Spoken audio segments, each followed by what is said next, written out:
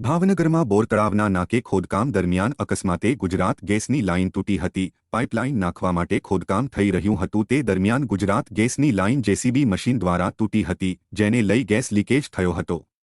જે અંગેની જાણ ગુજરાત ગેસ તેમજ ફાયરને થતાં ફાયરનો કાફલો ઘટનાસ્થળે પહોંચ્યો હતો। ગુજરાત ગેસ દ્વારા લાઇન બંધ કરી કાર્યવાહી હાથ ધરવામાં આવી। જો કે સદનસીબે કોઈ જાનહાનિ થઈ ન હતી।